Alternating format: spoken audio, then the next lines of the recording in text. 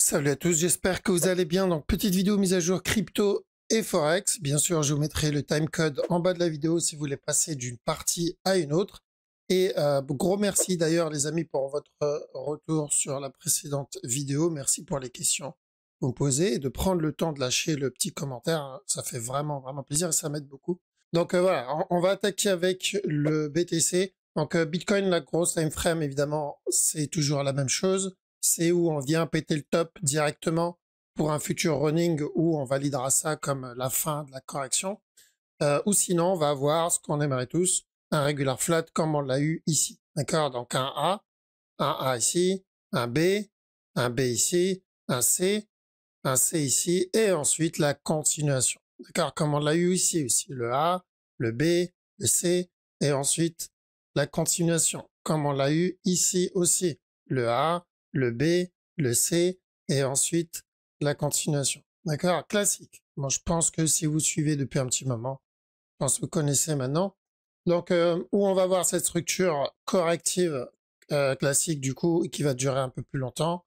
Ou sinon, il va ramper doucement et revenir tester ce top. C'est pour ça que si, comme moi, vous êtes rentré en bas, d'accord, parce que je suis toujours dans le même trade que j'ai pris ici, j'ai pris des TP de là et il me semble dans la zone des 100%, d'accord. Je vais commencer à prendre un tout petit peu de TP aussi dans la zone dans laquelle je me trouve actuellement, mais je laisse le reste tourner. Je laisse mon achat tourner. Je ne vends pas, d'accord. Je ne vends pas. Je ne vends pas parce qu'il y a toujours le risque qu'on obtienne donc ça comme retracement et qu'ils viennent retester le top.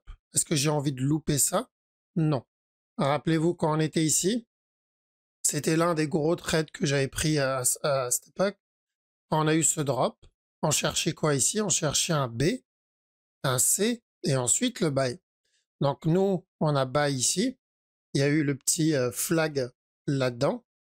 Et au lieu de prendre uniquement ça comme buy, je me suis retrouvé à prendre un plus gros buy, un mouvement daily, au lieu d'un mouvement 1 heure. D'accord? Donc j'ai eu beaucoup plus que prévu. Voilà pourquoi on coupe jamais à 100% son trade. On laisse toujours une partie courir. D'accord? Donc même histoire, pardon, donc dans cette zone, on fait attention. Là, on se trouve actuellement. S'il doit y avoir un retournement, ça se fera dans cette zone, un peu comme ici. Et tant qu'on perd pas en momentum, il n'y a pas de raison de vendre sur ce move. D'accord? Donc là, on va se concentrer plus sur la petite time frame. Dans la précédente vidéo, je vous ai dit quoi? On cherche ici la fin de ce range et encore un autre plus haut. Ça, c'est bon, c'est validé. Le haut, on l'a eu. Maintenant, il n'y a pas grand-chose à faire en 1 heure. Maintenant, pour ceux qui tradent en 15 minutes, pourquoi pas? Tant qu'on casse pas ce bas-là, d'accord, c'est très important qu'on reste au-dessus de ce bas et qu'on reste dans ce range. Pour le moment, ce qu'il donne ici, ça ressemble à un flat pour encore un autre push, d'accord, mais c'est du 15 minutes, donc c'est des trades qui vont se faire en dessous, c'est-à-dire 5 minutes, voire en dessous. Donc là, pour le moment, on est dans ce range. On cherche, pourquoi pas, surtout si elle revient tester ce bas, un autre push, ok. À partir du moment où on casse ce bas-là, c'est qu'on est en train de commencer la structure de retournement en 1 heure. Pour le moment, pas de raison de vendre encore dans cette zone. Car j'ai besoin qu'il pète ce bas si je veux commencer à chercher hop, des selles. On a ETH, donc ETH aussi on cherchait un buy, on cherchait la cassure du top. Donc c'est fait. Si c'était pas pour un running, c'était pour un regular flat là-dedans, un A, un B, un C et ensuite le push. Donc c'est ça que je vous ai dit tout à l'heure. J'aimerais bien que Bitcoin nous valide ça aussi. BTC actuellement on est quoi? On est là. Donc le A, le B. Maintenant s'il valide le C, je parle en daily, hein, ça serait nickel. Donc tel quel, c'est bon. On a cherché de l'achat ici hier, c'est validé. Je pense que c'était hier, c'était mercredi. Donc là, il n'y a rien à faire. Si je veux buy, je vais devoir attendre un autre setup ici, tant qu'on pète pas ce bas. Si on vient péter ce bas, c'est qu'on est en train de commencer une structure baissière. Pour le moment, ce n'est pas le cas. Pas de raison de vendre en trade pour le moment ici. BNB, c'est celui que je vais surveiller le plus actuellement. Donc, quand on était ici, je vous ai dit, je cherche un push, ensuite un drop. Donc ça, c'est validé. Et après, j'ai dit, donc, dès que ce bas est cassé, je vais chercher un autre plus haut. D'accord? Donc, c'est ce que je vais chercher à partir de maintenant, tant que je reste dans cette zone, évidemment. D'accord? Donc, on cherche les buy setup sur le BNB. On a le DOT. DOT aussi, il est en train de range pour le moment. Et tant qu'on reste dans ce range, je cherche encore un push. Ce que le DOT fait ici, c'est exactement la même chose que ce que le Bitcoin fait en 15 minutes. C'est pas la même time frame, mais la structure, c'est la même chose. Si on regarde cette structure 15 minutes et on va sur le DOT en 1 heure, c'est pareil. Donc, c'est la même analyse. D'accord? Pour le moment, on considère le mouvement comme un range. Oui, on peut revenir tester ce bas. Et ensuite, on ira pour minimum un running, voire plus. On a le Litecoin. Litecoin, il a déjà cassé le top. D'accord? Donc là, il n'y a pas grand-chose à faire ici. En 15 minutes, non plus. Peut-être en 5 minutes, on peut avoir quelque chose. Un B ici. Revenir tester ce bas pour le C. Mais bon, c'est du 5 minutes, 1 minute. Donc, c'est pas vraiment la meilleure crypto à trade dans ces time frames. Je préfère trade Bitcoin. Pour ça, c'est beaucoup plus stable. Comme structure, on n'a pas des mèches qui sortent de nulle part. On a ensuite le sol. Sol, c'est correctif pour de l'achat. Donc, on l'a vu dans la précédente vidéo. Je vous ai dit, on cherche de l'achat minimum pour un running, voire même casser le top. Donc, toujours la même direction. Le running, bon, du coup, on peut pas l'avoir maintenant, ce qui confirme la continuation pour casser le top. Si on prend un scénario pessimiste, et dans ce scénario, il décide de revenir tester ce bas, ça reste quand même aussi. D'accord? Donc, plutôt de l'achat sur le sol. L'objectif, c'est juste revenir tester les 157 $. Le VET, plutôt correctif aussi. Donc, je m'attends à ce qu'il revienne tester ce top. Par contre, ça serait bien qu'il reteste le bas d'abord. Et ensuite, on peut tenter le buy. Sinon, ça ne vaut pas la peine. D'accord? C'est pas une bonne zone d'achat. Vaut mieux attendre un C. S'il donne pas le C qui monte, tant pis. Alors, Atom, la grosse structure, bien sûr, elle n'a pas changé. Faire juste attention en interne ici. Parce que tant que je ne casse pas stop, il y a toujours le risque d'un running. Donc, c'est où il me valide le running d'abord. Là-dedans, et je ferai attention au régular plus tard. Ou sinon, il peut très bien valider le régular tout de suite. D'accord? Et casser ce top. Okay? Pas de changement sur le gros move. Ça, c'est toujours mon A. Ce qu'il donne mon B. J'attends un C. Et après, on verra une fois le C validé. Ok, voilà. Quand on a fait le tour sur la crypto, on va attaquer avec le Forex. Toujours le fameux C de notre running flat. Donc le A, le B, un C et ensuite un buy. Quand on cherche le C pour le running, au GPY. Alors au GPY, on a bien validé ce flat. Casseur du top. Ce qu'on voulait ensuite, c'était ça et ensuite ça. Est-ce qu'on peut considérer le mouvement comme terminé? Alors oui, mais c'est dégueulasse. D'accord, oui, mais c'est dégueulasse. Et le truc, c'est que vu qu'il s'éloignait pas mal, je pense pas qu'il y aura un running propre après ça. Je pense que c'est fini. Donc je surveille le plus gros move maintenant. Et on va devoir attendre une autre structure corrective si on n'a pas pas tenté ce running. Et en soi, je l'aurais pas tenté non plus. On a AUDUSD. AUDUSD, ça va se faire plus en interne. Je vois une fin de structure, donc de la baisse pour bientôt en 4 heures, mais en petit time frame, il y a peut-être un petit flat qui se prépare ici. Je pense qu'on a déjà eu un régular là-dedans. Ça, c'est bon. Un drop, 2, 3 et encore un autre push. Mais à chaque nœud plus haut, je fais attention au retournement pour la correction. On a 4 CHF, un simple running flat, donc ce bas n'est pas cassé. Je cherche encore un autre push pour revenir péter le top. 4 GPY. Ah, pourquoi pas un petit drop et encore un push. À partir du moment où on a cassé ça, je sais qu'on est dans un A maintenant et qu'on est en train de commencer une nouvelle structure haussière. D'accord? Donc ça peut être mon A, il peut venir haut. Même avec le running. Quoique, il y a un running ici aussi. Ouais. En plus, un C, il y a celui-là que je ne dois pas oublier. Ce A, ce B et le C ici. Ça, je ne dois pas l'oublier. D'accord? Tant que je ne casse pas ce top, je risque la validation du running. Ça, on le garde en tête. Ça achève JPY. je veux un gros flat là-dedans. Là.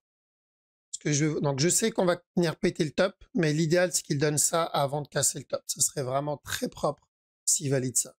Le DAX, bon, pas de running ici, dommage, d'accord? Donc c'est qu'on valide ça comme structure corrective, ce qui est ok, mais pas le plus propre. Alors ça comme regular flat, et ça, bon, ça, celui-là il était plutôt propre, mais celui-là, dommage. On attendait plus un running flat. Donc il a décidé de partir pour valider le plus gros flat directement, d'accord? Le C du plus gros running directement.